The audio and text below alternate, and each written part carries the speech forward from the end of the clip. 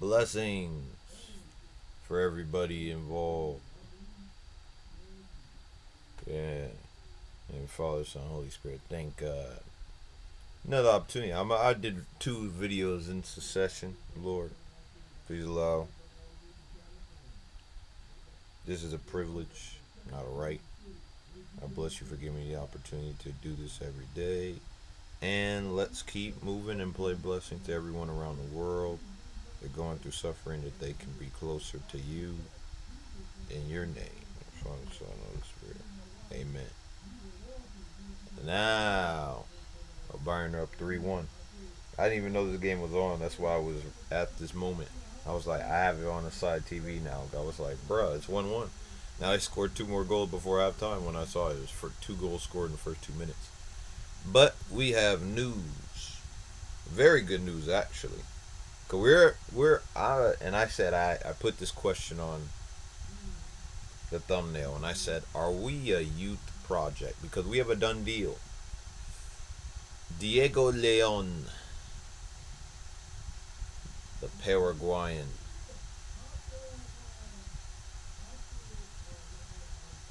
I just see I'm like 17 years old. Gotta wait till he's 18 in July to go sign him. He's gonna be our next. Is he gonna be our next big star? We don't know. He he's gonna be the one that comes off the bench. I think we're gonna move on with from a lot of players on a lot of different positions in the summer transfer window, and even in maybe even a January transfer window. And that's why I posed the question: are we a youth project? Because you got Kobe Manu coming through. You got even though he's 22, still young with Ahmad Diallo. You got Lenny Euro now just turned 19, I think, a month ago. You got some academy players that might feature like Cheeto. Maybe Amir Bragamoff might feature. Shea Lacey. We got. Are we a youth project? Because I'm wondering what comes next. Because I think we're going after a lot of target. We're starting Liam Delap. He's 21 at a striker position. That's what David Ornstein said. We're looking at him, and we never heard anything about Osman. There's a lot of not great credible reports that said we're linked to Osman. That's why I said I don't know. But starting out with Diogo Leon, Fabrizio Romano tweeted that signed all documents to join Manchester United by July 2025. The deal has been sealed by Jason Wilcox. He's taking over that role since Dan Ashworth has been fired and he had to leave the club. Oh my days. No, that ball got absolutely fired. But then by Jason Wilcox, South American lead scout Giuseppe Antonaccio pushed for United to sign Leon. So Leon, when I watch, I haven't seen enough of him, so I'm not gonna give like a huge opinion on him. But I can tell he's very quick, very physical, get down the line, put a cross in. That's what I know. Whether his development will be, I think he had the potential to be a decent player. Whether he gets to levels to be of a starter, because right now we're also looking for starter quality left back. So I don't know what the plan will be in the future. But I look at Manchester United. I said we got this deal done, and we're excited. Are we a youth project? I think partially in some aspect we rely on a lot of youthful players that are very teachable in the moment and are very easy to teach. And I think they're very receptive to teaching. Besides Garnacho, in my opinion, because I think Garnacho's very stubborn. I think we've overhyped him as a fan base. I didn't. I thought he could be decent, but I didn't think I didn't think he was a wonder kid. Like I overhyped Kobe for a bit, but I didn't go too overboard saying he's world class. Some people are going to that level. But I think we have good young players. Even Rasmus Højlund has certain ability, but I still think he's lacking. So I said the other young players were linked to. At one point, we're linked to Adam Wharton at CDM. I think we're leading to Adam Wharton Uh, I think we were linked to who's this young? We were linked, Liam Delap. I said we were linked to Dorgu, a young, really quick left back. We're linked to a lot of young players, or in the beginning of the start of the 20s, before they get into their prime age to where they should be playing their best football. So we're at that point where I look at the team and I'm like, bro, ooh. I look at the team and I'm like, there's a lot of nice young talent there that we can hope that gets to its best potential. But I don't know. I'm okay with being a youth project if it's the best youth. I don't want someone that's just going to be developmental, where you can see like potential from the academy and then you're just there. He's got to show levels from the academy, and I've seen players like Sekou Kone, who's not a academy signing. He's a first team signing. So I'm wondering what's the next opportunity. The next opportunity when we're gonna get these young players through the door.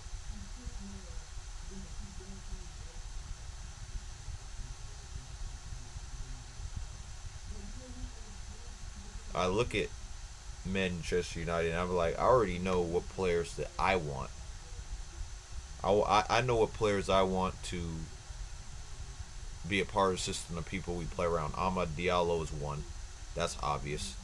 Ahmad Diallo's that one that I'm like, oh yeah, you're going to be part of the future. You're going to be one of the mainstays in the team. I think Kobe Manu can be one of those players. I still got to see more from Kobe to be the main guy. He, even though he's still quality enough to be part of the team. Either way, whether he starts or not, and we get players that are better than him, so we can have rotation. Uh, Lenny Euro definitely. I saw the performance yesterday. We conceded 4 goals, but you see the type of goals we conceded. There are certain aspects, of course, but he's a young player. You could see the potential of why we bought him, and I was like, yeah, he could be the main guy. That's pretty self-explanatory. That's why I'm cool with Lenny Euro. Those three should be the people you build this team around as the focus and the level of players that we need to get if we're going to go for young players. That's why I said this guy Sven Housefit. I don't know, bro. Allow me to respond. I don't know how to pronounce the name. Nipin would be the next talent that I look at it. I'm like, very technical. Can operate around can operate around the 18-yard box. Get between the lines. Has good vision. Sees passes that not yet a lot of youngsters see. Good in that half spaces, which is needed in that 10 position while we play with Amarin in his 3-4-3 system. Uh, who else? Those are the main ones. It's Naipan. I think January we might go get him. There's a lot of reporting. Graham Bailey is reporting it. It was Dean Jones was reporting it, and I don't think he's as reliable.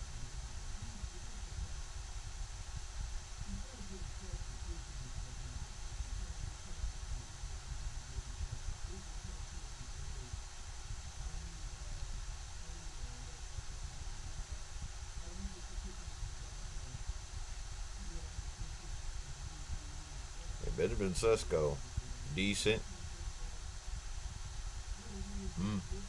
And that's another one we were linked to in the past. I don't think we're going to go for him because I think he's going to cost too much money. But Naipen is a player I think we're going to go get in January. Graham Bailey. There's been so many different reports. I think that's actually going to happen, and multiple people are saying it's going to happen. So I think we're going to get him.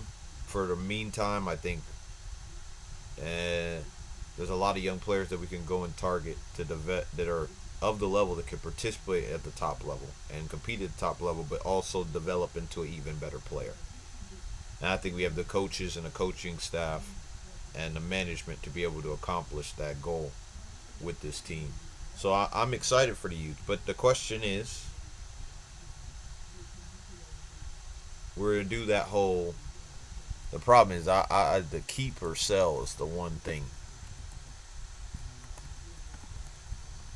I look at keep or sell. let's go through player by player, right? Let's go start at the back. We're gonna do a keeper sell. Just think, we'll go player by player. Start keeper of Andre Onana. Well, we'll start with the backup, Tom Heaton, first. Can Tom Heaton stay at this football club? That's the question. I think at this moment, is Tom Heaton going to leave? I'm not sure. I think he's out of contract, but if he's not out of contract, I'm cool with him being the third choice keeper. That's fine. We can just keep just for that third option because he can be an okay option if people tend to not be able to stay fit for a keeper position. But the keeper, he rarely gets injured, so I'm not really worried about that. Next, Altay Bayindir. And I said it in my last video. I said when Onana was making all these mistakes, I said, let Altay get a shot. Let him get a shot. Let him get the opportunity. He needs to prove that he can't be the guy. That's just my opinion. I need to see like, oh yeah, he's not the guy. I need to look and say, he's not the guy. He can't be the guy. He won't be the guy. I need to see that with my own two eyes. And we played the Carabao Cup game, played against Tottenham, and I saw it. And my answer is emphatically sell. Sell him. He's gone. It's over. A wrap. Arrivederci. He's finished at Man United. It is. As sad as it is, it's just the truth. He just doesn't have the quality to be able to perform at the top level. He was getting pissed off, you saw, and he was getting pissed off, and that's what a footballer is. You want to get a chance. He want to get a chance. He wants to go somewhere. Well, your cameo, not your cameo. That wasn't a cameo. Well, your performance the other day in the 90 minutes played showed that you're not going to get a big move. You seem like a backup keeper, not a main keeper. That's the issue that I see, is that he wanted to have more of a role in this team, but he showed that the reason why these managers aren't giving him a role. Bro, look at how they're passing the ball about. This is why I said they look like they're.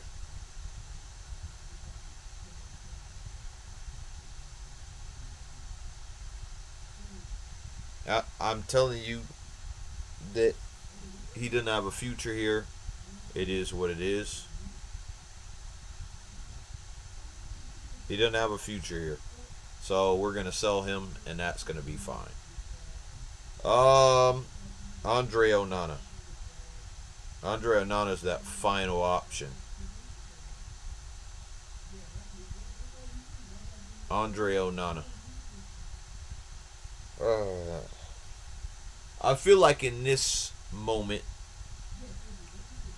of where we're at right now, we can't go sell everybody and get every player replacement. This really isn't FIFA. It's not FC 25. So we're at that position where I look at it and I'm like,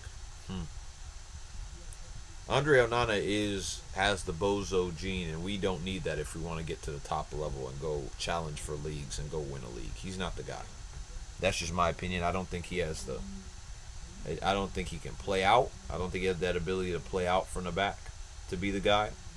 I don't think he has the composure in the box to be the guy. I don't think his technique is good enough to be the guy. I think he's been one of our best players. Give him credit. And same thing with Dallas. Give him credit. But they struggled in certain aspects where I'm like, you can't be the guy, man. We need to go get a new keeper. In 2026, it's probably going to be center back and keeper. They're going to be the main things we do, and then we'll take certain pieces here or there. That's why I said next summer is really important in 2025 at what we get. And January transfer window that we're able to get another talent. Oh, yeah, Sane's on it. Sane, Olise, and it's a poor ball. I couldn't keep it down. But I said they're poor talent. There's another talent we let go that we would have spent, and he would have made such an impact in our team, regardless of where you played him. Because we had it in 210s, would have worked. But I look at it, and I'm like, bruh, Andre Onana is not the future. So I'm going to sell him. Let me know in the comments what you think. Let me know if you think you should give him a chance. Maybe I'm being too harsh on Onana. Maybe I don't see what you guys see. Let me know what you see in him, because I think he's a mistake-prone player that's going to cost us one day, just like De Gea cost us at some point. But De Gea has won us more. But I'm not. This is not revisionism saying we should have kept De Gea. I said we should have got a different keeper other than Andre Onana. But I was willing to accept it because I was like, oh, maybe he'll be good. I said I could see the aspect. I could see the aspect where he would be good. But it's just not there for us.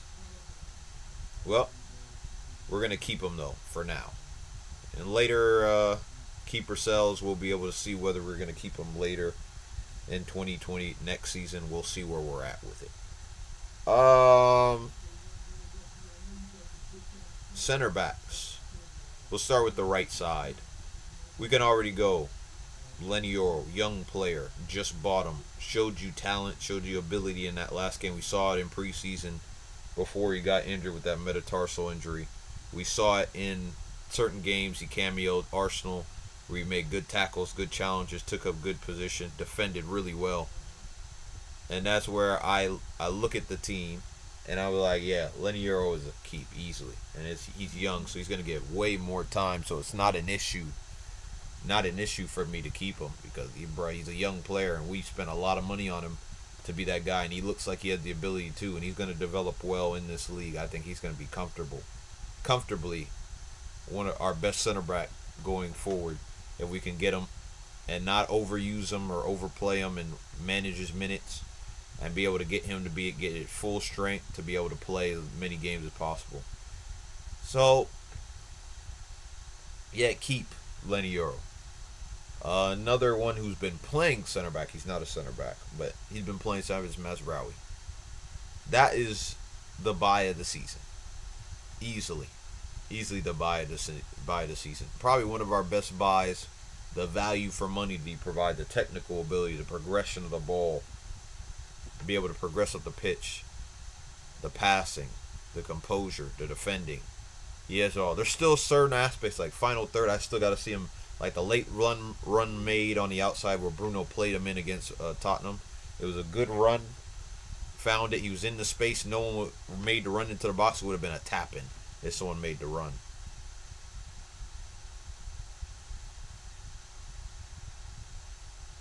It would have been a tap-in. So that's an obvious keep for me. I think he's been the signing of the season.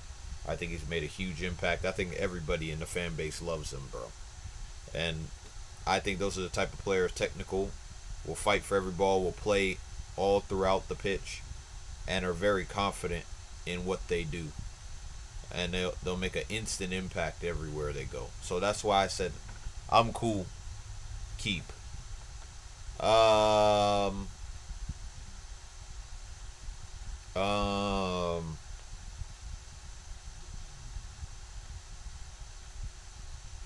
Let me see. We might even go get Benjamin Sesko. I'm not going to lie to you. I think that could be an option for young players we get. But back to center back. Central center back. De Ligt. And De Ligt is getting a lot of stick. But I can understand certain criticisms in his game. You can criticize a player and say there's certain aspects of the game that I think he needs to work on. I think he needs to be better at. Or he doesn't have in his game. So in Amorim's system, De Ligt struggles in certain aspects of playing out from the central position and spraying it out to the fullbacks who hold the wide positions, or the 10s that may take up those positions. I can see the limitations in De Ligt in that aspect. I do think people are saying he's slow. I don't think he's slow. I think he does have a bit of quickness about him. I just think in wide areas he can be okay. I just don't think he's more of a depth player for me. I think he's a guy you can have in the depth who can play as a starter, who can do it, that can work out in those positions. That's why I said De Ligt in the team, keep easily. I think he was a good value signing as well. We didn't spend that much money on them combined. They were able to get such good value for what we paid for. I think they matched their prices pretty well. Let's see. Who's the backup? This is the one. This is the one that splits the fan base from where he is, because he's our ex-captain, still a leader in this team, Harry Maguire.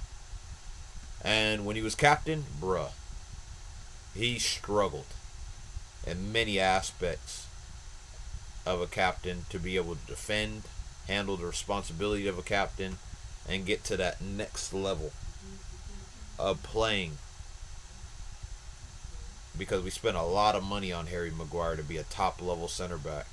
And we're not going to get a lot of back for the value. We're not going to get a lot back for him. I'll be honest with you. We're not going to get a lot back for him. We're not going to get a lot back for Maguire. So I said that we're talking about value and money. I said the player that I would get, that I said could be a good value for money. Foul. The person I said, if we could get 40 million for him, then I can see a part of me where I'm like, okay, yeah, you could sell him, you could get value for 40 million and be able to get something that Harry Maguire provides at the back. But at this point, I said, with the money we have to spend in other positions, I said Harry Maguire needs to stay. I say keep. I say keep because I think Harry Maguire has made an impact in that central defense role. I mean central defense. Oh yeah, it is central defense. At center back, I think he's made an impact to be able to play in that position. I'm not mad at him for playing in that position. I think he's played really well. And I said having him at depth for now, as an extension into the 1-year deal, is good enough for me. I think he's good enough to play in that role. I think he can play there. So I said keep. Now, left-sided center back. But in the future for Harry Maguire, we need to get a replacement after that year. Because that's when we can strengthen. We'll have enough money in that position to be able to play there. Now,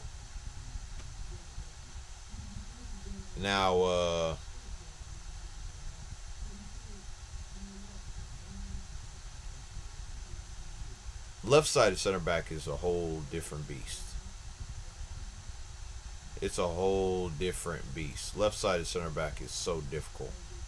Because I'm looking and I said, bro, a player I really do like in Lisandro Martinez, after that injury, he's struggled. He has struggled to reestablish the form that he once had.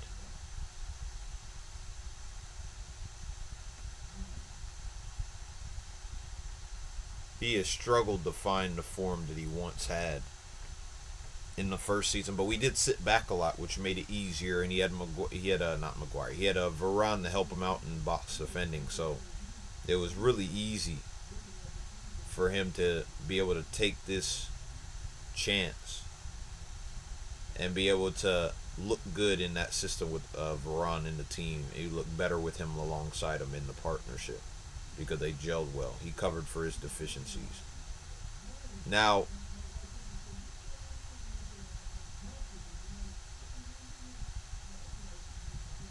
what a save. And I look at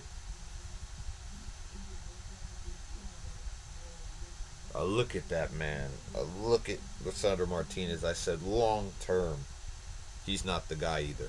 And I know people love Lisandro. I know they're saying he's the butcher. He's that guy. He has captain material. He emulates Man United. But I'm like, in ball playing ability, absolutely, he is that guy. And as a ball player, this man can play the ball in multiple different positions. He can work. It's so easy for him to play out of possession. That's why I said when it comes to Lisandro Martinez, at this moment, I'm giving it. He is on thin ice. He's on the edge of his rope here with a lot of. We've been holding back on our criticism of Lisandro Martinez and what he's lacking as a player. His physicality in the box, his size, everything. That's what he's lacking as a player, as a defender, which is his main position. That's what he's lacking. So I look at him and I'm like, for now you can keep your job, but 2026 is a whole different beast. It's a whole different beast. And I look at it, I'm like, yeah, no. I don't think you're going to stay here. I don't think you have the capability to be the starter for long term, but you can be a bench player. So keep, but on the bench. Keep, but on the bench. That's what I see. Keep on the bench, and then we can get a new one. But right now, we'll just keep it. He'll be the starter for now. 2026, we can discuss getting a new center back. Okay, we don't have anyone back up, so I said there's academy player like Godwell Kakonki. Kakonki. I think that he could have a role. We're gonna see. She just bounced her popcorn all over her face. Kane's gonna step up for this one. I see.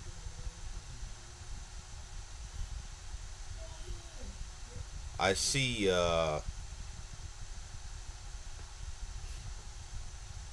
Kane over the bar, and I see. I'm looking midfield. We'll start midfield before we go to wing backs. First, Ugarte, and I gotta hold it. I always put my hands up, bro. I had some doubts because I said, bro, sometimes when he's playing under pressure, he gets stuck on the ball, and he still does at certain capacity, but he's been much better of late than he's been in a long time, and I got to give him a lot of respect for what he's been able to do in this team where he struggled. He struggled in the first two games, but I said Ten Hag made him look even much worse than he actually is. And he didn't utilize him anyway. He didn't give him enough minutes to be able to perform. He didn't give him enough minutes to be able to perform at top level. That's why I'm like, yeah, Ten Hag doesn't make players look great, and he just relies on a few players to get him out of trouble himself and not make the team look good. That's what it is. I'm definitely keeping. He's been the one that's winning the ball back. He's kept it simple, kept it ticking. I said that man looks like an engine. He gets everywhere about the pitch, anywhere. He covers for his teammates, Kobe, Eriksson, Casemiro. He covered for any tip partner, and he looks good when they play alongside one another. So I'm composed. I'm cool with Ugarte staying, keeping him easily. It's an easy keep. Oh man. And I gotta be more composed with my emotion because I jumped off that Ugarte bandwagon way too quickly. And I'll hold my hands up. I apologize. I'm sorry. I hope that I can regain that trust because he's been one of our best players in my opinion. He's been one of our best players. So I look at, okay, the next one is Kobbie Mainoo. People are going to like what I have to say. I'm just kidding. I'm keeping him. But the thing is, I said with Kobbie Mainoo, I'm like, bro, with Kobe, it's pretty easy. It's pretty easy for make a judgment. Because I said he's a young player. He has very good capabilities. Very talented. But I need to see how he works out in this role. Because he has to do a lot of running and he doesn't have the leg power to be able to go into the middle of the field. The question is where does he move up forward towards, is he going to use him as a 10? Is he going to use him as a holding midfielder, or does he know his best position? That's the real question. Because I don't know about Kobe if he can handle the responsibility. But the problem is that we don't have enough rotation in that position to make subs and be in that position because I think he's shown very good signs of being able to ball retention, good decision making. I think the one thing he needs to work on, it's an obvious keep. Sorry, I'm going on that tangent. It's an obvious keep because he's a young player. I already told you, build around those three: Lenioro, uh, Kobe Manu, and a player we'll talk about later. And I said, Kobe Manu got what it takes to be a top level player. He just may not have the legs to play at that top level. But what I'm hoping that he works on is his stamina, because I think stamina is what he needs to work on in terms of running and covering ground in certain positions. I don't care about his overall pace. That's not going to really change as much and be like, oh, he's just going to be blistering. But I just want to get stronger and be able to run for large parts of the game and have the fitness to be able to perform in the system. That's the most important part of remember system. Be able to have the legs to cover ground in multiple areas of the pitch. That's where I see him at his best positions, in the 8 where he gets to advance in that role. So keep. Obvious. Easy keep.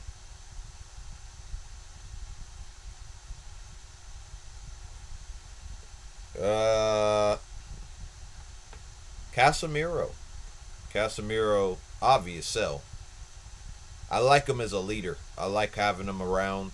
I think that he really impacts the dressing room. I think he really sends a message of what it means to be a winner, what it means to be a leader, to play at the top level. And the way he celebrated Ahmad's goal when he scored that goal for the winner against Man City showed you that he cares about his teammates and he cares about winning more than complaining about not being goal 4-1. Sane scores. He cares about his teammates. He cares about winning more than just being a guy that gets to play. He's won everything. He's played there, and he's trying to instill that on players in this team, and he's trying to help and shifting on and getting to that next level. So, as sad as it is, they're showing the kid again. She ripped her pack of popcorn. That's funny. But she showed that when I look at how Casemiro plays, I said he could play a part in the team. It's just I don't think he has the legs. Yeah, he's onside. I don't think he has the legs to be able to perform in this system consistently. That's my issue with Casemiro. It's not his ability to play out. It's not his ability. In certain things he can't play out in certain areas. But we need someone better who has the legs to be able to perform in the system, who can have that ball playing ability that Casemiro shows in certain aspects. And we'll talk about this later in the video about who I want for replacements in each of the positions. Now I look at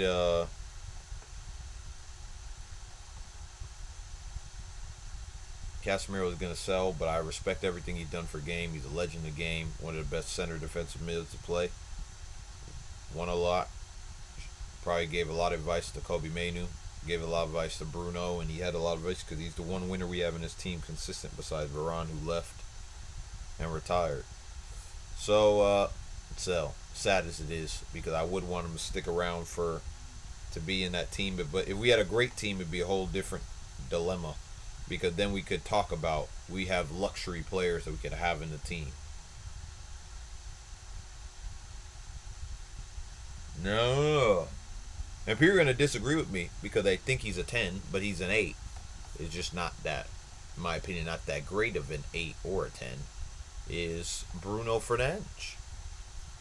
Bruno Fernandes is the guy that he divides the fan base extremely. Because people, you love to bring up the past and say, well, look at the GA conversation. They love to have that GA conversation because they said, you know what, that's the one reason you can defend Bruno is because he gets GA. And I look at it, I'm like, oh, okay. He gets GA, but for me, I'm like, overall performance means so much more to me. Because I can see the value provides on the pitch with his overall performance. I can see it. And GA is just what you do. That's your end product. That's everything after the overall performance.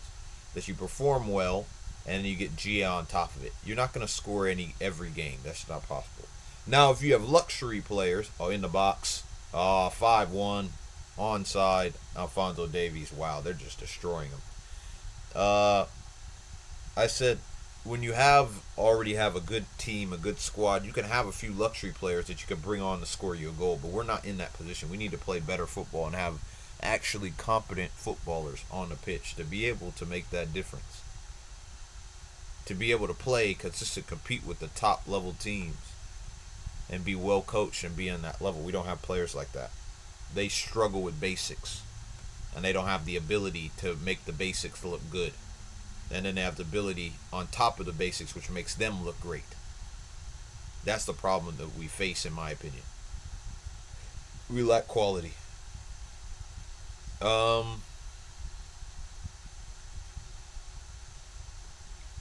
Bruno Fernandes lacks the ability to progress with the ball in a lot of different areas.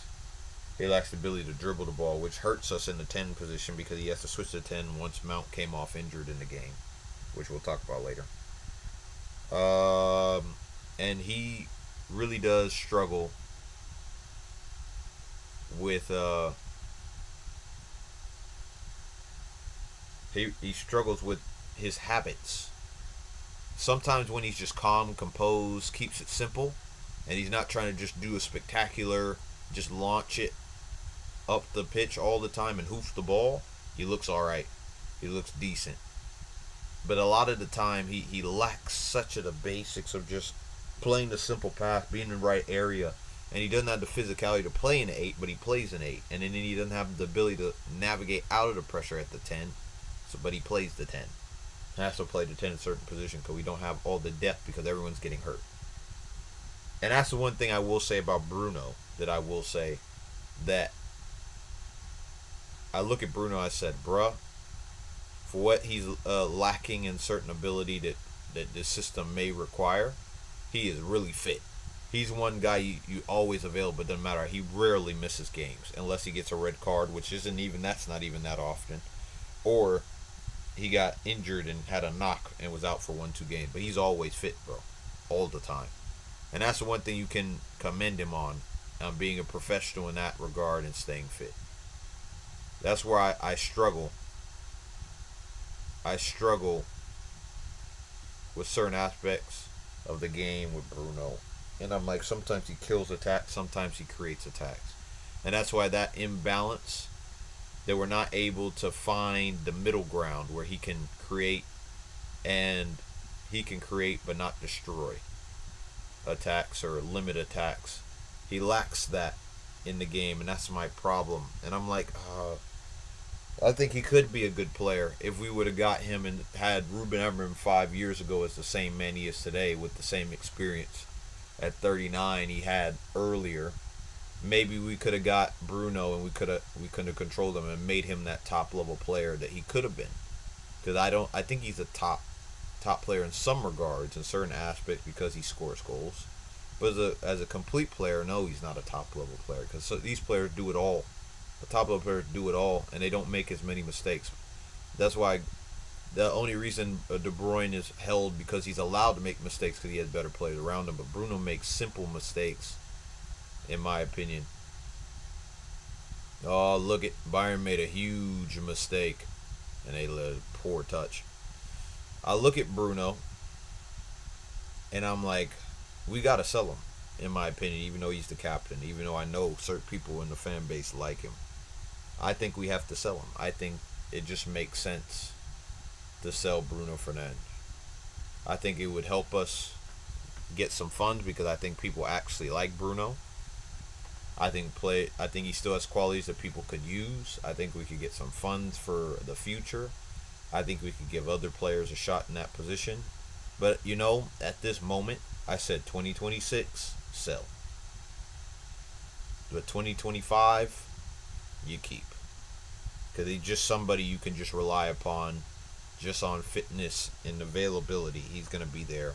And we could use him for one more year. And then after that, we can try to see if we can sell him for whatever price is available. 30, 20 to 35, whatever, at 31. And we'll live with it. We'll live with it. We'll keep. So the only sells I have are Casemiro. And the person I forgot in defense I didn't mention, but obvious, I'm not going to talk about him much. Luke Shaw, sell. We might not be able to sell, but sell. He should be sold. He can't stay fit, regardless of how you may feel about him, whether you like him or not. He shouldn't be sold. It's easy as that. Bye bye. That's simple. I'm not gonna talk about him. I don't think we should talk about him that much. I don't think we need to. And, everyone has their feeling about Luke Shaw. I don't. I think he's overrated as a player, but I think he does have some ability, and injury did play a part, and I've been allowing him to get to that level. Um,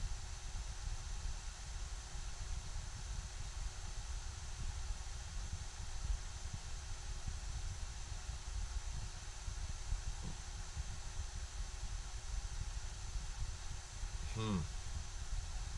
Oh, we're moving on. We'll go wing back until we go to attack. Wing back, we'll go start on the right side. The right side is interesting because we already talked about Mazraoui. He can play in a right wing back position, but we already talked about him. We're not selling him. Uh, hmm, Dalot. Dalot's tough for me. He's going to be going to right wing back, I think, in the future, personally. Because I think we're going to get another left wing back and let Diego Leon going to be the backup. That's what I believe is going to happen, personally. Ooh, almost caught it. I think we're going to have Diego Leon. He's going to become the backup wing back, so I'm not really too frustrated with. And we're going to get a starter wing back, so I said being able to have. We'll talk about replacements later in the video. I think not Bruno. I think Diego Dalot, another guy that I think has ability. He's technically decent. Can hold on the ball, keep the press, keep the pressure, keep the ball, be able to progress up the pitch, has pace, can defend decently. I think he's an asset that we can use in a backup wing back spot for now. But I do say we do need funds. So I would consider it. But I don't think we can do it now. Selling them in 2026. We're going to have a lot of defensive changes in 2026. But 2025, we'll talk about it after. 2026, we'll cover it when that time comes.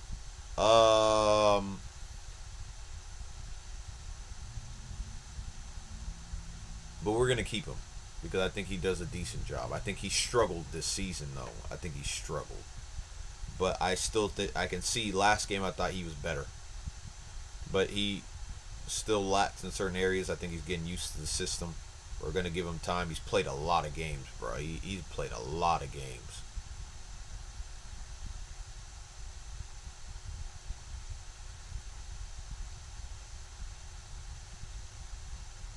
He's played a lot of games, so I give him that level of excuse. He's still certain things he does on the pitch aren't excusable. Not tracking back post runners during the season, not being able to get up and down the pitch. But he's running a lot, so I'll give him that grace, and I hope that he's able to get better, right, and improve under Amorim. And I think he will because I think he is a hard worker. I think he wants to get better. I think he wants the best for the club and for himself in his career. So keep. We'll talk about 2026 in the future. No one else really at that. Oh yeah, right wing back Antony. We all know one of the worst signings we've ever made. But I want to talk about this real quick. And I wanted Antony to get that opportunity because I think that you should always give a player an opportunity under a new manager because maybe the manager can get more out of him. And the manager at this point was saying, I think he still needs a progressive going one-on-one. He needed progressing the ball forward. And defensively, I think he had good positional. I think the manager's still going to let him, he's still going to work with him. I think he sees qualities that he can utilize. But he's still demanding more out of Antony because he thinks he can, at Ajax, he had more to his game than what he's showing. So he's trying to instill that confidence in him to get to that next level. So I'm not really that too upset. When I look at Antony, I'm like, I know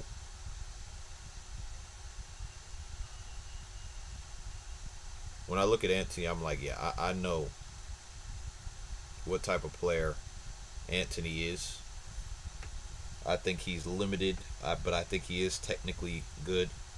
I think he keeps the ball. I just think he lacks confidence.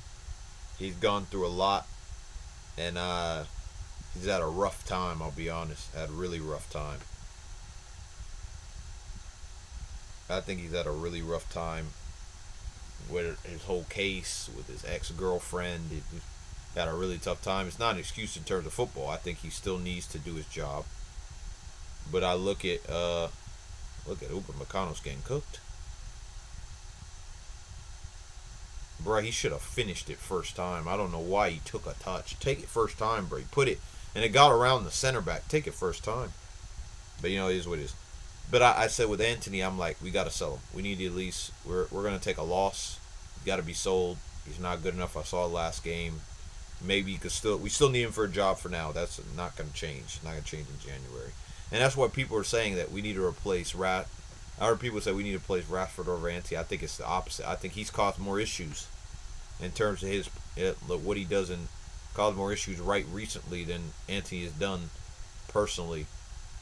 So I'm like, I'd rather keep Anthony for now, sell him in summer, sell Rashford now, because we need the funds. People don't understand that we need money. We don't have money. I'll be right back. Smells it.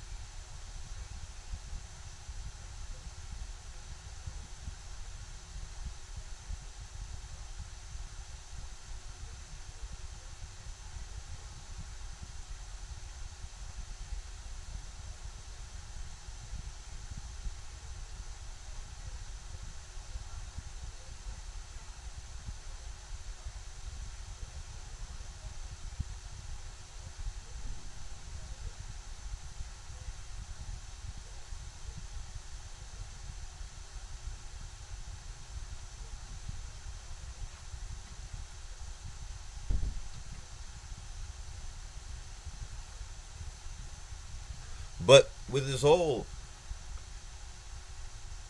I got a cookie. Ooh. These are crunchy though. I prefer softer cookies. Crunchy aren't bad either though. Excuse me. But I look at it with Man United.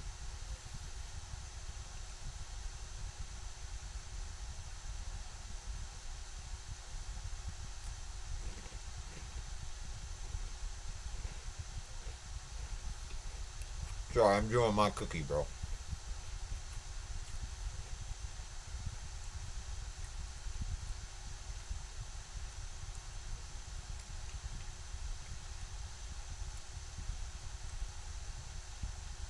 Leroy Sané is a hard working guy, bro. I'm not gonna lie to you.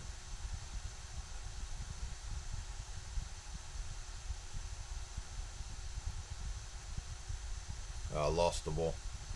But I look at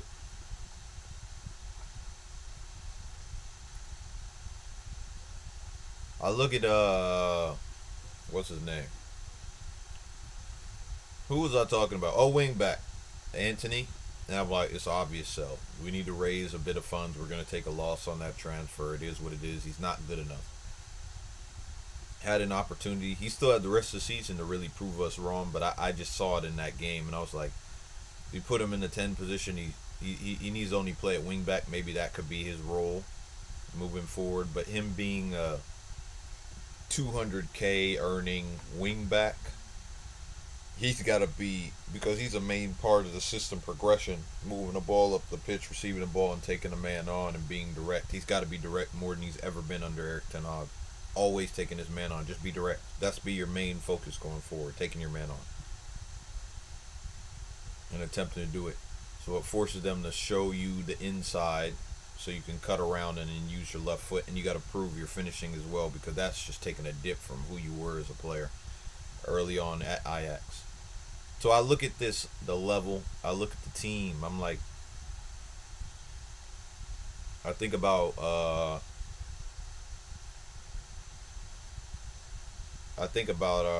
Mark. Not Mark. I'm not there yet. I think about Anthony, you got to sell him. Got to be able to make funds. So, two Brazilians leaving, got to sell them too. Now we go to the left side. We go to who's on the left side? Do we have a left wing back? We have Malacia. Oh yeah, Malacia is a tough one for me because I think he was out for such a long period of time with that big injury, and I think it's not a good thing that he's been out this long. I think it sucks. I wanted him to get to that next level, right? Be able to show everybody that he can play at the next level and be a top level talent at 25, 24, 25. That you would be able to do it, but his injury history may not allow him to do so. He's still a vital member of the team. I think people really enjoy having him in the team, and we really need him in terms of depth anyway. So, Malassi's a tough one though. But I think going forward, that's why I said in terms of sales, there's only certain players that are going to go out the door. And I think the players that are going to go out the door are the players that are on the highest wages. I think it's going to be a lot of your players. And we mentioned a few of them already. Where a lot of high wages. Casemiro and Anthony are both high wages. And we'll get to more high wages once we... Rashford's going to be one in 20. No, Rashford's going to be one. And now that we're moving on to up the pitch, because we already talked about Shaw, Malacia is going to be a keep till 2026.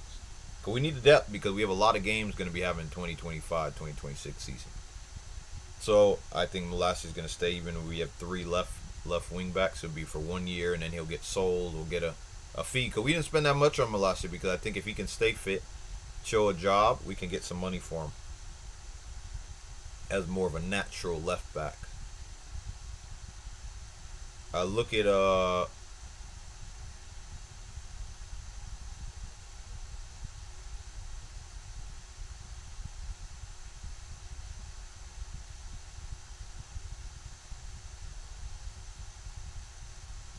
I think about the next part. I said, okay, the next team that I look at, I'm like, okay, you're next up. That I got to get to the next level is in the attack. Our attack is one of our biggest problems right now. And if I had to spend all my January money to improve the attack, I'd consider it. But right now we're going to talk about who made that goal. It's not it was Reinders. Reinders has been fantastic, bro. Fantastic for AC Milan and for his country. Yusuf Fofana with a brilliant ball. I believe that's Yusuf. That's a great ball. You know, people would say he's been crap. I'm like, bro, he just hasn't been of that level. He looked way better. Up to the attack. We'll start with the big one, Marcus Rashford. Marcus Rashford is an obvious sell for me, but a lot of people are very emotional with Marcus Rashford because he's Manchester born and bred. He's been in the area. He grew up here. This is his team.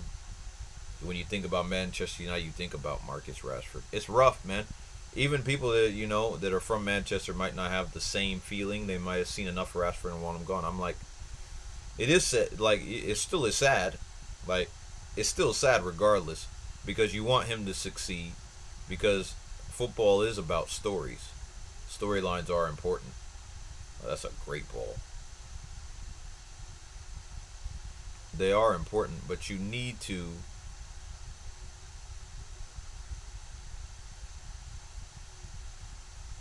bro, two people down is crazy.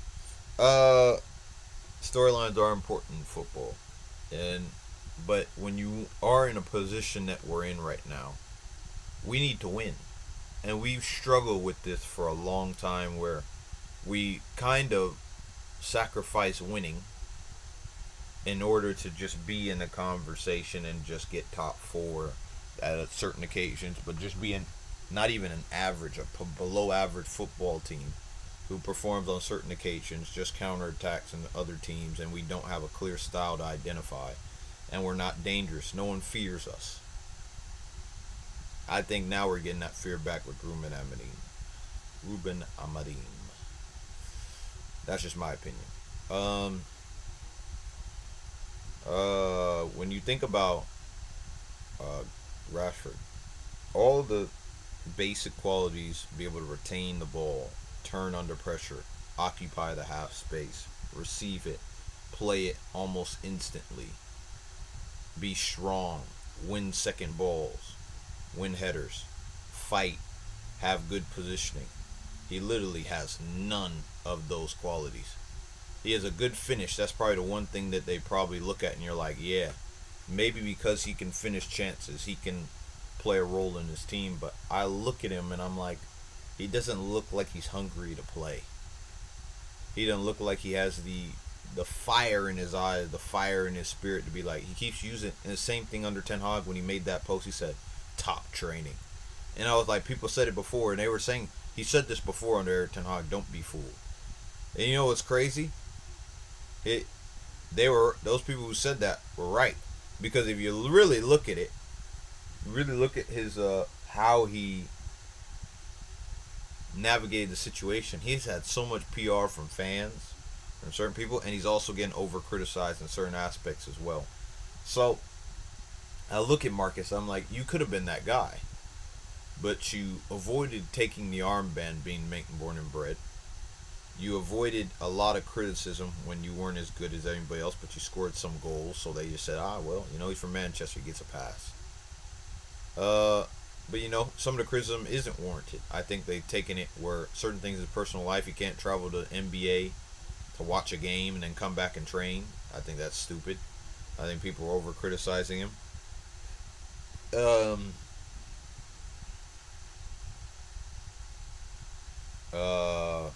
when it comes to his personal life, when you're not playing football, I don't have a problem.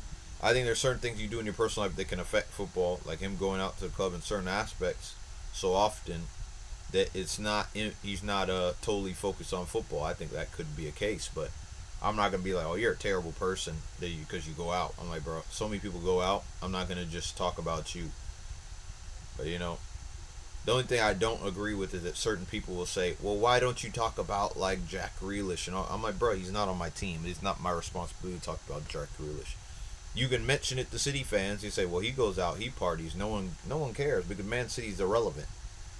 That's just all it is. Because if they were relevant, then everything that Jack Grealish would be under a microscope when he hadn't scored a goal in like over 40 days, over 40 games. So I'm like, what else are you gonna say about a player? And he hasn't performed well in all of those 40 games either. If he wasn't scoring but performing and creating chances and getting assists, it'd be different. And it'd be like, well, he's partying, but he's doing his job. It's like the Dennis Rodman for NBA.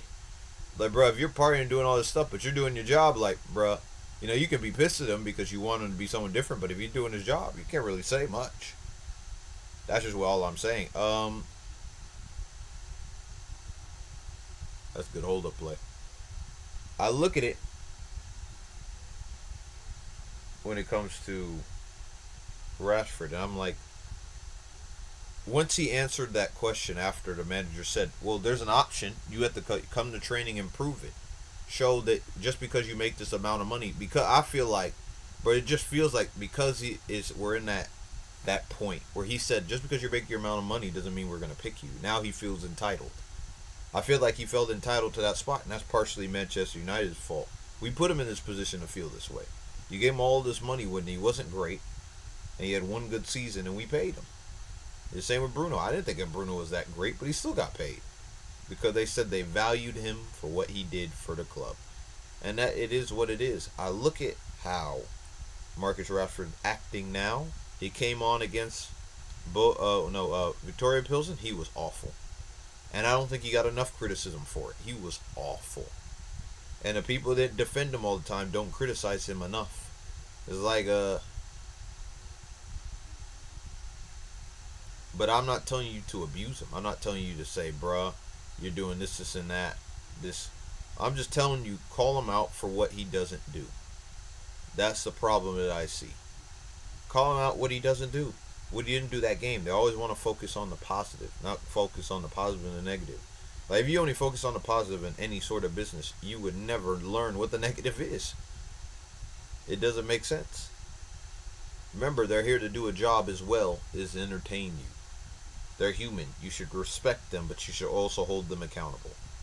Just like anybody else, like Sir Jim raising the ticket prices, like Sir Jim not giving them their Christmas pay, like Sir Jim taking away certain seats from the public, like Sir Jim doing certain things, giving promises that he couldn't keep. There's certain things I'm like, you gotta hold them like them accountable to in Ineos. I'm rating Jason Wilcox. They're doing their job. I'm talking about like the actual ownership and who they're firing and how they operate. The money side is what you're, and the morality of the club. That's what you should have in certain aspects a problem with. Should have let it go, but I don't know what he did. But Marcus Rashford should be sold. Right, that comment that he made at the end, he said, "I'm willing to seek a new challenge." Why didn't he just go up to the manager and just say, "What do I need to do to get back in this team?" It wasn't that I want to know what it. He didn't answer a question. Said, "I want to know what it takes to get back into this team, and to be in the better graces of my teammates and be able to compete. What do I need to do?" He didn't do that. He said, "I'm looking for a new challenge." Once everything got difficult and he had to run around and he had to fight for the team in a certain aspect. That's what happened. And now he feels entitled to say, "Bro, if I don't get what I want, then I'm just gonna go find a new challenge." It's not, you know what? Let's see the end of the season. And you know what he said? He said, "I'm not gonna put out a statement and talk bad about the coach or Man United, bro. You know what you're doing makes them look bad in general, and puts a bad light on us in general." Because you're keeping us from progressing forward, and all the talk after a win after a performance and trying to prepare for a game was about you, not the team. And that's the problem. You may love, but your ideas and what you do don't put the team first. That's my issue. And while you're contracted with the club, you should be putting the team first. That's the only problem I do have with Sancho. I don't think he put the team first. But I said the manager didn't help in that regard either, because we don't know exactly the situation. This one here is like, bruh, we're playing a attractive style of football. He's asking you for basics, but it still is asking you for basics, and it's still not enough. You're not giving enough. That's the issue. When it comes to, and I said just sell Rashford. That's it. And we can get 40 million. Maybe we get a bit more. We can negotiate, get 45 with some add-ons involved in it too, because he could become very good, and we are going to say, well, we think he still has the ability. I just think there's a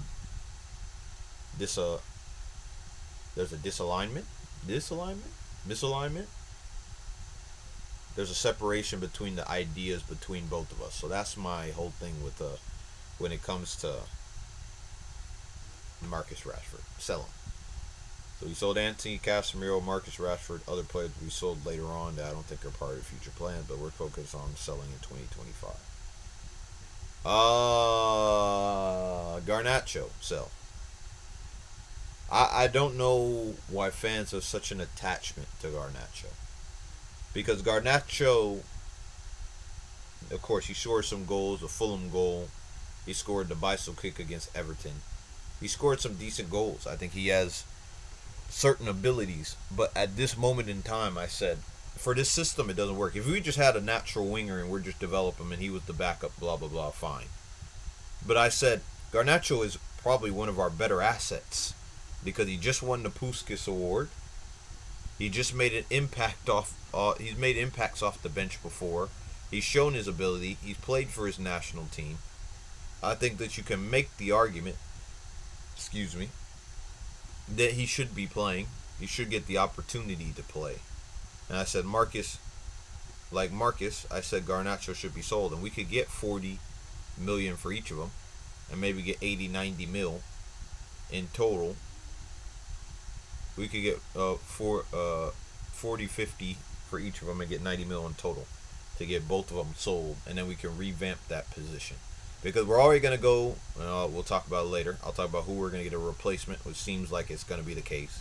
We're going to have a replacement lined up right behind him who's younger, has way more ability than he does, and we can use that as a reason why we can give him more time. Um, but I said Sell. I think he's so lacking. He can't. He doesn't take on his men anymore. He doesn't have strength. He gets bullied off the ball. He he has a little bit of pace. It's not great, but he has some pace, but doesn't utilize it right. Um,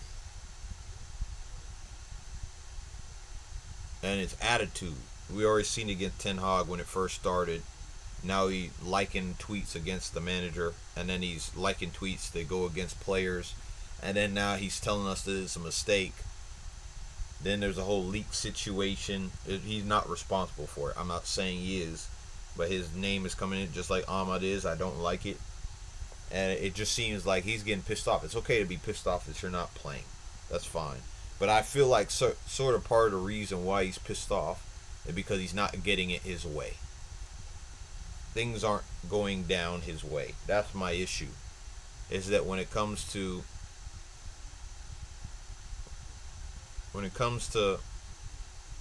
Garnacho, he's entitled, and the fan base haven't helped him either. They said Viva Garnacho, and I've been a part of it. I'm part of the problem, and we need to stop doing this with our young players until they actually really accomplish the top level.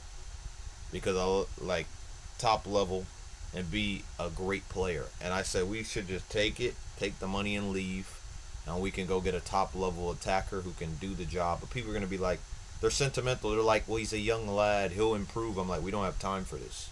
We're not here just to help their improvement. We're also here to win.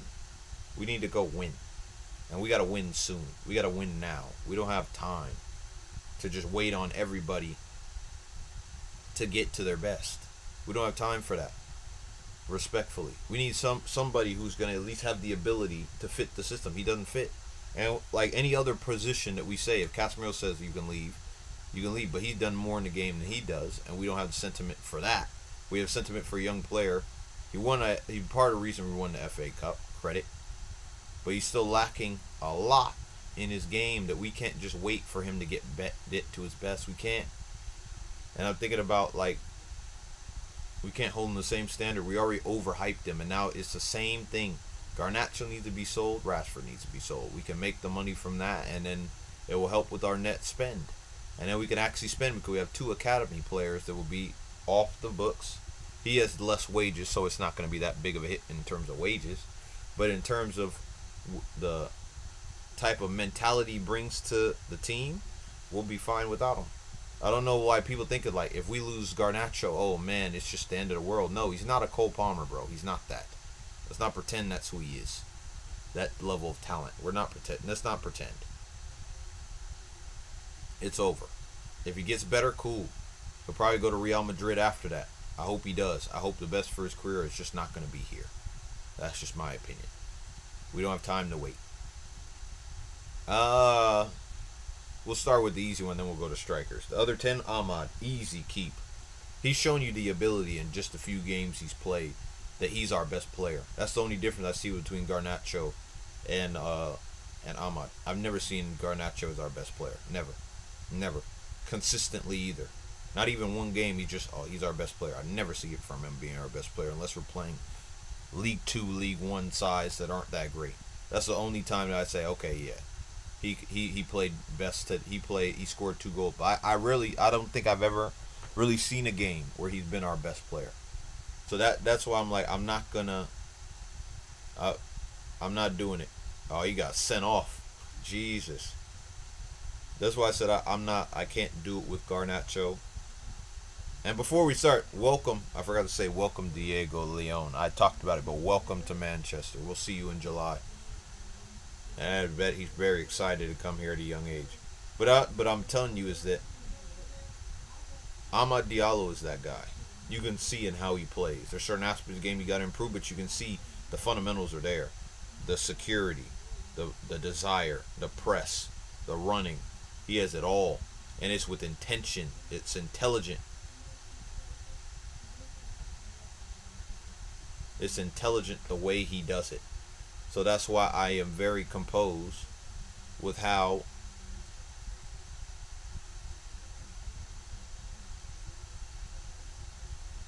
I'm very composed with this man and how he's played.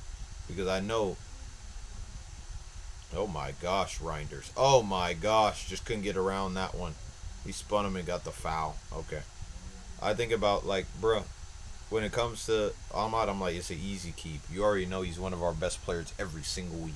Every single week. That's why you keep him. That was the type of level and the type of intent that he brings when he plays is what you need.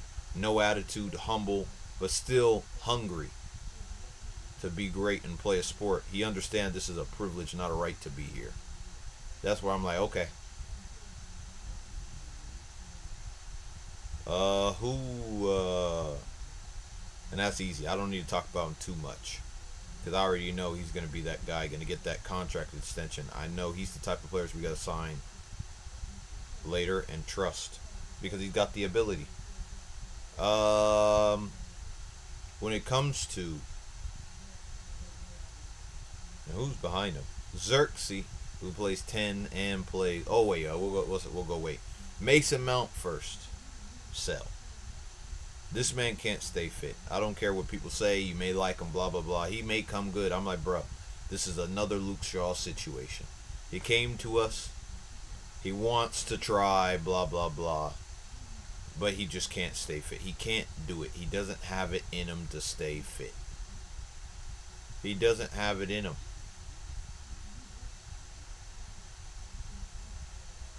He doesn't have it in him to just keep a level of fitness. It's just what it is. I don't know what else you can tell him. I don't know what else you can say to be like, oh yeah. He's gonna come good. He's always injured. 12 minutes and he goes off. 12 minutes. That's just bruh. It's sad. Like it's sad for him. It's sad for the club. It's sad in multiple reasons. That's why I look at it and I'm like, bruh, it's over. It's just a wrap. We need to just stop doing this. We need to go to something new. We need to just get him off the books. We gotta say that's our. I say personally, that's why I say with the Antsy situation, I think he's the worst signing we've ever made because he's made no impact. People are gonna say Antsy's the worst signing. I don't think so. I think he's the second. I think he's right after it. But I said Mount is clearly the worst signing we've ever made. Clear. The reason I say he's clear is because if you think about Anthony's made a bigger impact in 2 games. In terms of Barcelona, beating Barcelona was a big win. And you could say a big game. Arsenal made a big goal. And then the other game, Liverpool, the equalizer in the 87th minute against Liverpool in the quarterfinal to help us be able to get beyond and come back and have the opportunity for Rashford to score, and then we were able to be graced with the Amad Diallo winner in like the 96th, 97th minute. This is the reason I look at it and I'm like, with Mason Mount, I haven't. There's no big moment in the whole 2 years he's been here. He's gonna be here where he's made that big of impact. Oh, he's pressed a bit well, blah blah blah. But once he's on the ball, he's gotten opportunities to score. He's missed all the opportunities. At least Anthony's made 3 against big teams. I haven't seen Mount make 1. He may have 1 goal, but it wasn't even a big goal. What a turn. That's why I said I'm not gonna. It's just so over for him. It's a wrap. Sell. Easy. So Casemiro, Antony, Mount, Rashford. Those are the 4 I'm selling so far. With Johnny Evans and Lindelof already going to be out of contract. So I'm not even worried about them. So that 6 player is going to be off the books. And some high wages on there too. Now the final position. Striker. Xerxes and Højlund. We'll start with Xerxes. We'll do Rasmus Højlund last. Xerxes just came here. He struggled coming out the gate. You saw some good touches, some technical ability. He can progress with the ball. He can occupy some good spaces. He just lacks the ability and I think he has the IQ. I just think he needs to be like, you need to make a run into the box. I think he can make good runs. I just think he just doesn't make them. That's the problem with Xerxes. I think he wants to sit in that half space, receive the ball, and finish. That's why I think he's a 10 more than he's a striker. So when you look at Xerxes, I'm like, I keep him because this is his first year. He still has a long way to go. This whole second part of the season, in his first season, he could just turn on. It could all turn on. It could all flip of a switch. It could just go off, and he could become a much better player. And things could change, and then we're like, okay, now we've got something. Now we've got something, and that's why I said with Xerxes, I said this is his first season. People are already saying he needs to be sold. I'm like, bro, you guys are so reactionary, because that's the same thing I was with Ugarte, and I'm the same hypocrite you guys are. You guys won't give him the full season. I remember Rashford when it was 1, 2, 3, 4, 5, 6, 7, 8, 9, 10, 11, 12, 13, 14, 15, 16 games without a goal. And then he scores. And then he scores a few and goals game after game after game. Even though Xerxes actually had good performances, Rasmus rarely has a good performance. That's the problem. And they're saying your job is to score goals. But that was against lower opposition sides where he couldn't score goals. Xerxes was able to be in the right position at the right time. The same time, I've heard certain content creators talk about Højlund just being in a position where a ball fell to him, not a ball was played to him, and he finished. And it was just a lob pass, and he just finished from that position. That's terrible. But he was there. And people should give him the same credit that he scored, but because it was in a loss, it doesn't matter. He's making impact in game. He's a better player for me. That's why I said I keep him, and I give him to the end of the season. And if he's able to get that rhythm, he's going to be the backup striker. The problem is, he's only worth 30-something, 35 mil. And we're talking about like he's 50 to 80 mil. Rasmus is 72 million, I think, euros. Or 72 million pounds, euros. I don't remember. 72 million. And he got to that, and I'm like, Rasmus, I thought he was going to be good. I was on that side, and then I looked at him. I started watching him. I said, bro, his finishing is good. His finishing is good. That's the best attribute he has. But his positioning, the runs he makes, his ability to stay up, his ability not to wrestle the defender all the time, every single time. Sometimes you'll wrestle. That's going to happen. But mostly you shouldn't do it every single time you go one-on-one with the defender.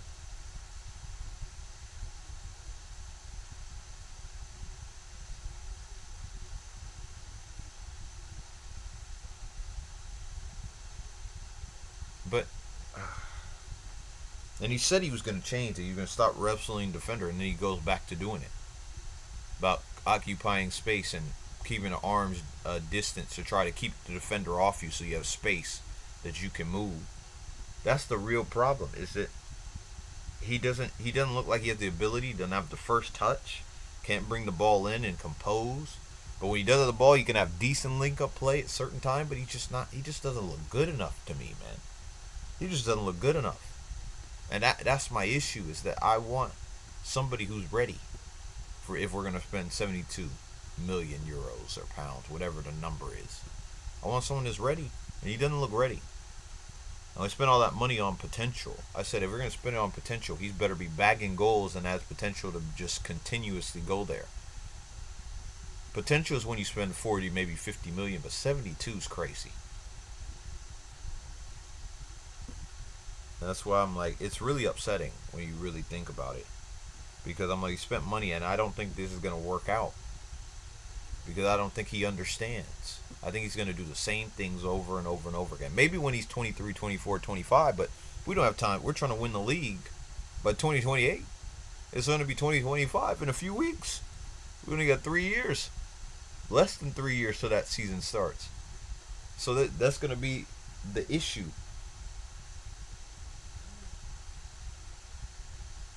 That's the real issue that I see. I'm like, how are they going to be able to progress and get to the best form that we can possibly get to if we can't have a striker that can make it stick and make good decisions and good runs? Those are the fundamentals of a good striker. Like small fundamentals. That's why I don't understand what else we can do. But we just got to wait and be patient, I guess. But I see more capability, even though he's 2 years older. I see more capability in his ability in Xerxes than I see Rasmus. If you're going to disagree with me, the two chances, the position he took up, one the header, good headed ball into the ground, couldn't put pace on it, and it was right there, going to get in the corner, but it was good save by Forster. Then he's there, and once they made the press, and he got the goal. and he was holding up the ball well, fighting off defenders, keeping the space in the right area. That's why I said it worked when he came on the pitch. He was sticking more. We were more dangerous when he was on the pitch. I guess they're not a great defensive side, so I'm not going to use him as a barometer. I hope he can do it against Bournemouth. If he can, I think he should get the start against Bournemouth because Rasmus was so poor. That's just my opinion. I think he should get. I think he should get the call against Bournemouth because he was so poor. I hope so. And that's why I said I'll keep. I give him the season because it could be a whole different. It could be so different going forward. Now, when it comes to Rasmus Højlund, I already said keep for Xerxes. We got to keep him because I don't think we have anybody. We don't have any money to be able to get another to sell him and get another striker. We're just going to have a surplus of players in 2025-2026 season going in there. And then after that, if Rasmus Højlund doesn't get better after that, then we'll sell him. Because I think we're going to go get a striker anyway. And we're going to get into this segment of the video, in my opinion, where I'm like, okay, this is who we're going to get. But those are all the sales. It's going to be Rashford, Mount, Anthony, Casemiro, with two others, and Johnny Evans and Lindelof leaving. And yeah, those are the 6 players that most likely are going to leave going into the. Oh, and Eriksen. Eriksen's going to leave on a free. Maybe he'll get sold too. Eriksen as well. So 7 players that are going to leave that I see they're going to be. I think they can make a difference at this club. 6 players that can't make a difference. I think it's past their prime, and we need to get them off the wage books and move forward. All right, to the next part. I'm thinking about who. I already have in my idea all the people that I want that are going to make the most sense for the summer. January, we'll start with January. Where are we going to get? Where are we going to get? I see her spin house. Is it Houspeth? I don't know how to say his middle name, but Spear Nijpen seems like the Norwegian attacking mid. Really, seems like he's going to be coming to Manchester. Seems like it. We're still waiting for confirmation from a big source, really huge source, but a lot of people are telling us that it seemed like he's going to come to Manchester. And I've watched a bit. I haven't watched enough, but I watched a bit. He's very technical, can get into the box, can make good runs, can score goals. He has great vision. He can keep the ball, got a bit of pace. He's tall, can win headers, and he got pace and stamina. So I think he has the tangibles to be in the system, to play the system that we play in those tight spaces. I think he has that. It's just whether can he adapt to the pace of the Premier League being 18 years old. And whether he's able to play right now. That's the only question. Because I think he has the talent to do it. It's just whether he has the mentality to play at this top level. That's the only thing that we need to see. Because they're trying to look for young top level talents that we'll be able to get for a good price. And I think we'll get about 8 million we'll play, maybe 10. And I think that'd be fine with some add-ons. I think we'll be fine trying to get him to Manchester. And he's a Manchester fan, so I'm not really worried about that. And I'm hoping, it seemed like he's going to be a guy that we actually get. So that's going to be a backup at 10. And he's going to get minutes, definitely, especially with the player that we have now in the 10 position. He's going to get minutes. So that's one, a young player. We already said, I think that's going to be that and maybe a wing back. The question is who is going to come? Davies isn't going to come from Bayern because they're trying to compete in the league and win the league and the Champions League. He's not coming. Because if we were competing for the league and we were at the top of the Europa League, he might have considered it because we're in a position where he could win. But we're not in a position. That's why Davies isn't coming now. If we're in the Champions League later, maybe he may reconsider. But I'm pretty sure he's going to Real Madrid. And he might stay. One of those two seem like the better options if I were to bet on it. Trying to think of the other option. The players that I see, I said Nijpen looks like it's done deal. Diego Leon looks like it is a done deal. He signed the deal. He's going to be here in July 2025. So he's going to be here. Those are two youngsters, 17 and 18. They're going to be part of the squad. They're going to be squad players. They're going to make a difference. They have talent, very good talent, good legs, athleticism, can do it. Get up and down the pitch, progress, be in the half spaces, pacey, can run at a defender, take them on. That's why I said I'm good. I think those are good players.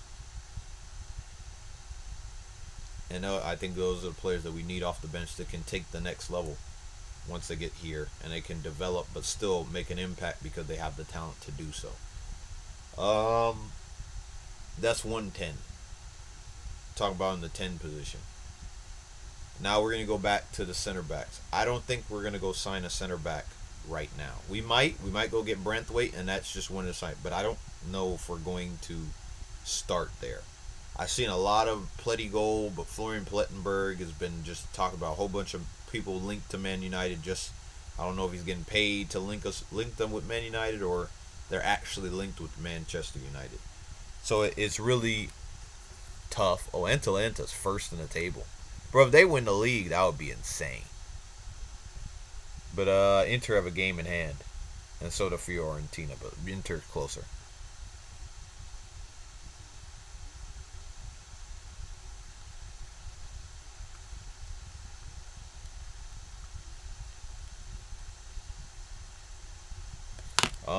When it comes to center backs, I said Branthwaite's there. Castello Lukeba is there.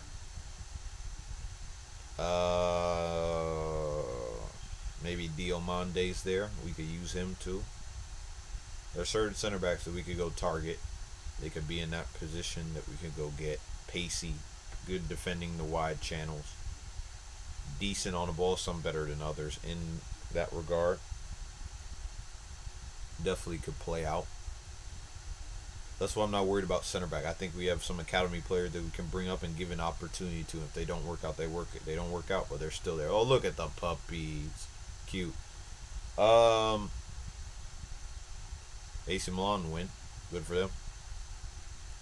It goes to let's go to midfield. The link I said is Ederson to Manchester United for Florian Plettenberg. He keeps saying that it's a real serious link. And I really hope that's true. Because I said Ederson looks like a guy that can play alongside Ugarte and can play alongside Menu and can come off the bench and make a difference and control a game. Those are the type of players that we need. He's more experienced. He can play. He's got the intensity to play and press high up the pitch. Can hold on to the ball, can win the ball back. I think he has the ability to play in this system. I think he can give certain players rest. I think he can be a starter in the system and make competition in places. And I think that could be a good partnership with multiple different partnerships you can use with those three midfielders.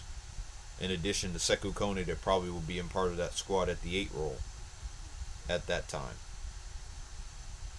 And that's why I said I want our team to get so good where it makes other players on our team look average. And you're just like, oh, they kill attacks and the other guys are making us look bad and they need to get sold. That's what I want. I want to get to the point where everybody looks good and they're like 99% look good and that 1% gets hounded out. Oh, he's not good enough, needs to leave. We need to get better. Because when you're like that, you're like a Real Madrid, Barcelona. You see really good players surrounded around you. You know who's not good and who you need to replace and who can't hack it. That's just what I see. That's how I want it to be. When it comes to, I'm thinking about it. When I think about DMs, I think he's the only guy I want. We could also go for Andre Stiller. It could also be an option. Stiller can do it too. He's good at playing out in those positions. Those are two midfielders I see we're going to be linked to. Maybe even Adam Wharton if they want to go younger. And he hasn't played and he's been kept on the bench, so we could use that as a negotiating tactic that he's not as sought after and he hasn't been very impactful to the team. But we know he has ability. You haven't used him much. He's been sitting on the bench, and we're going to see about availability and price. And that could be a player that you could just get into the team, and he definitely would make a difference, regardless of what people think about him, whether he is of the level they think he is. I think Adam Wharton is top level. I think he can get there. And I think under the right coaching, he could be coached to be a much better player than what he's shown and as of late. That's just my opinion. So that could be an option as well. Um, we talked about DM. We talked about center back, wing backs. We'll start with left. I don't think right wing back we're gonna go into market this window 2026. The left wing back we got Alfonso Davies. I don't think he'll come here because I think Real Madrid is just the obvious choice, and if not, he doesn't go to Real Madrid. He stays at Bayern because they'll always be in the Champions League. Um, they have good players around him. Or you go to Real Madrid, who have good players around him, and he'd be the starter for that role because Mendy isn't the clear cut starter. Whether whoever the manager is, he won't be the clear cut starter, and he could take that spot for himself. When it comes to other players in that position in left wing back row, I said Ait Nouri is a good option. I just have a problem with Ait Nouri because I also want another player from them, and we'll talk about tens later.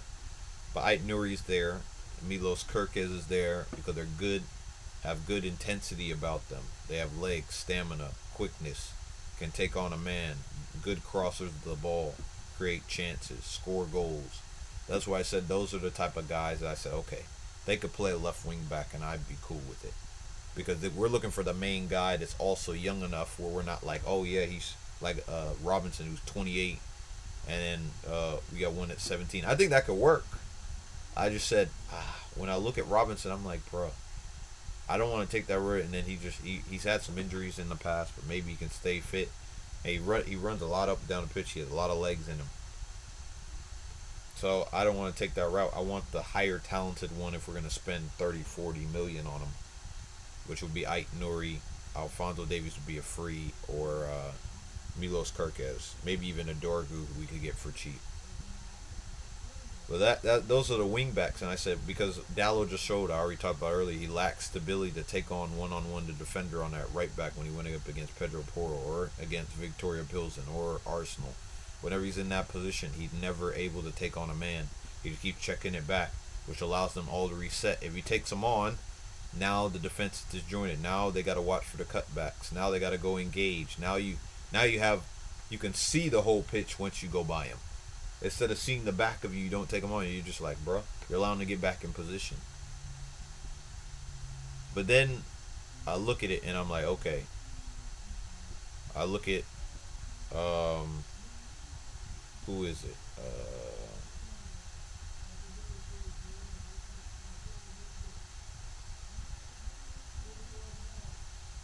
Then I'm looking at, who is it? Who am I looking to?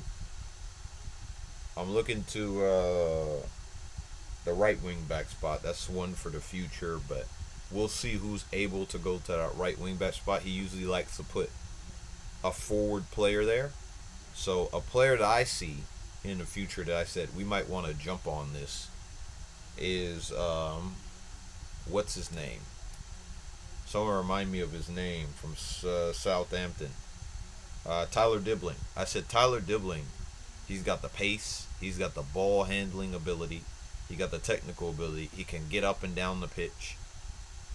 He got height. He can go on the back post and win headers. He got the finishing ability that can be worked upon. He got the technical ability. He has the ability to play in that wing back role and sometimes play in the 10 position as well. Where I'm looking at it and I'm like, yeah, I look at him and I'm like, bruh, if we're gonna try to go down the route where we're trying to get value for money, they said 21 million. I'm like, bruh, if we can get it for 10, 12, 15 million, I could see why we could go and purchase Tyler Dibbling as a right wing back. That's why I said if we could get both wing back roles in that position, because I don't think Antony's good enough, and personally I don't know if Dallo's good enough either, and I like to play attackers in that position. I know he likes to. I think it's better than playing defenders, but it's also have. And maybe if we can't get Giovanni Kenda, I said Dibbling might be the better option, and he might be the cheaper option as well than going for Kenda, personally. Going down the line, maybe when he gets 18, 19, we could go get Kenda. And he could be part of the squad, and we can have him there. That could work. Dibbling, I think, can play in that role, and he can turn him into that guy that can play in those positions. I'm looking at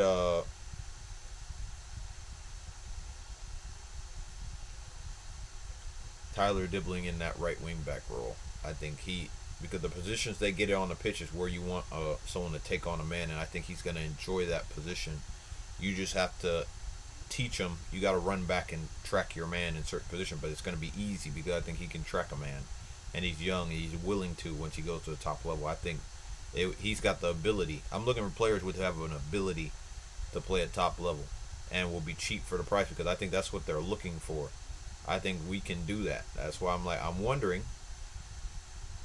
when I'm looking at it. I'm like, okay, Dibbling on right wing back or Giovanni Kenda. In the left 10 position, we are going to have Sven Nightpen, I believe. So coming in that position, and Sven Nightpen in that 10 position, and then now we're going to get to the 10s. The two 10s. The first start with the left 10 that I want. I said there's Kvaratskhelia. There's Kvaratskhelia. There's what's his name? What's his name? Besides Kvara.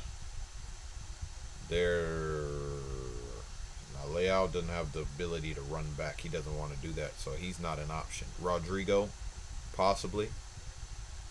There's Musiala that we can just sniff around and see if he's willing out to get out. I don't know. And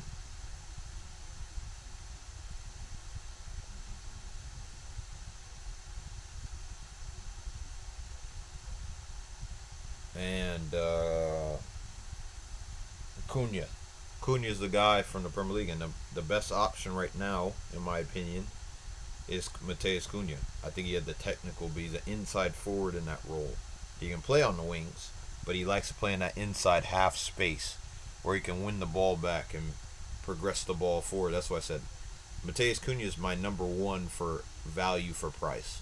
If we're going down that role, which I said, if you want to spend the least amount of money but still get good players, I could give you the lineup, but we'll wait till I go through every position. I said, and then the right 10 is already Ahmad, and we need a backup 10. Maybe someone in the academy or Xerxes can take that backup position for the 10 role, and that can be it. And then striker, I already said, it's either you get Osimhen or Liam Delap or Victor Gyökeres. I say you get one of those three, then we can go ahead and start scoring goals because those guys will make the right runs into the box. That's where I see. If you want value for money, first I'm going to go, and now I'm going to go. We're going to talk about the lineups. Let me know what players you want in the team in the comments. Let me know who you think is the better value for buy. Let me know who you like out of the names I mentioned, or if there's someone that I've missed that you think we should go after. Let me know. Like, comment, subscribe on the video. Appreciate it. When it comes to the lineup, we're gonna go with how they were. They said they want to get a value for money, and youth is a very big thing where you see big talents come through in many different nationalities and ages from 18 to 21. That's what they seem to in all the links they're looking at from what we know they're looking at. And Jason Wilcox knows how to scout talent. You think he's doing a good job, so is Vavell. And I look at this and I'm like, man, I just have a feeling that if you want to go value for money, I think we're going to go for a Liam Delap. I think Liam Delap is striker. I think we're going to go for a Liam Delap at striker. I think we're going to go for a Mateus Cunha at 10 with Amad Diallo at 10. I think we're going to, and at the backup, we'll just do a full lineup of all our signings. We'll just do the lineup. Liam Delap is striker. Cunha at 10 with Sven Nijphen at the backup. You're going to have Amad Diallo at 10 with Xerxes as the backup. You're going to have in the midfield, you're going to probably spend a good amount of money on Ederson in the midfield. We're just going to spend probably 40-50 mil in that position.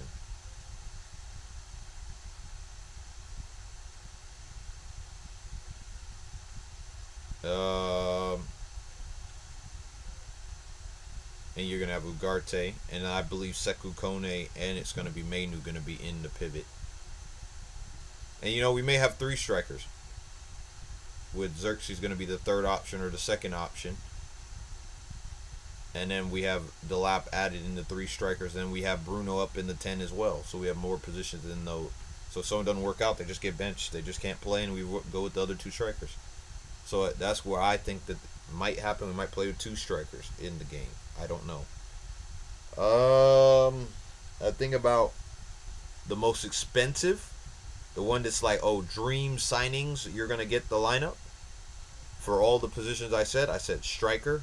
You get, for me, Victor Osimhen is the dream target. That's just I've looked at Victor Osimhen for a long time, and I said Osimhen seems like the guy. Victor Osimhen just seems like the guy where you're just like, bruh. He can head the ball. He's got the pace. He runs the channels. He makes the right run, back post, near post, run short, can get after the ball. He can occupy the space. He'll press. He'll get all over the pitch. Good technically, can bring the ball down, can win the second balls. He can do it all. That's why I said that's my dream signing, to get Osimhen in the team. It's my dream signing. Now in the 10, Kvaratskhelia. We bring Osimhen and Kvara back together, and we go get sales from both of them. We're giving Napoli probably a lot of money, but it is what it is. They're two top level players in my opinion. And I think we could really, the partnership is there, and it's going to help us actually because they have more understanding how each other plays. When it comes to midfield, Ederson's the dream target in my opinion. I think he's just that good. I think he's the guy we need to go get. And then that's the wing back is Alphonso Davies is the dream target, but he's probably gonna go to Real Madrid. And then right wing back, the dream target would probably be Kenda, but I think Dibbling also could do the job. Now we're going to go to center back. We're still left side center back. I think is another place we need to strengthen because I think Lisandro Martinez has shown he has some vulnerabilities in that position. I think that we need to go for dream is Castello Lakeba. Cheaper would be Brantwaite. Lakeba is so good at playing the ball. He's got the pace, cover space, good defensive ability. He's French. You could have that French connection. And then and those are the positions I said that could be really good for us. And those are the strengths. We have striker, left 10, both wing backs, center back, DM. Those are 6 positions we need to strengthen in the summer and January, and we have some depth. So I really said that we could be a much better team and challenge for the league. We may not win it, but challenge in our next season. I really think we could take that step with Ruben Amorim as our manager if we get quality signings in these positions. I really do believe that. I really don't think we're as far off as what people think. Oh, that's a great touch. Can he get the finish? Oh, what a tackle. But that's gonna be it. I gave my opinion. Congratulate Diego Leon. We welcome you to Manchester. Hopefully you're able to shine bright and maybe you can take that spot and be the main guy, and we don't have to worry about going and spending big on a left wing back. But you are young, so we want to bring talent, so maybe we don't have to worry about it as much, and we can do it in a future window and give you more challenges down the road. But we will see. I like what Ineos are doing in terms of transfers. I think we're getting a lot of good value for prices. I think we're getting a lot of talent. I think that they all have ability, and we just need to be patient as a fan base and support them. Whether they're struggling or doing really well, we need to support them, especially in their first season. And we always hope that they play at they give you that level of confidence you have whenever they step on the pitch. And a lot of these 4 out of 5, Xerxes still, we're waiting on him, but I said 4 out of the De Ligt, Mazraoui, Ugarte. Who was the other one? De Ligt, Mazraoui, Ugarte all give me constant. Xerxes the one where I'm like, I need to see more. And Euro gives me confidence. That's the 5th. They all give me confidence. Xerxes, I just need to see more. I can see everything, and then of course they're going to improve on what they've done so far. But I've seen everything that I need to see for now, and they just need to improve on what I've seen and maintain performances that they've shown. That's all I've seen from them so far. But I'm actually excited for the future, and I hope everybody, all the other Man United fans, are too. Yeah, but that's gonna be the end of this stream. I stayed here for 1 hour and 45. This is my longest stream ever. Like for talking about just reviewing the game. I talk about it for a short 20 some minutes. I like the live stream instead of just doing that. But I said, in terms of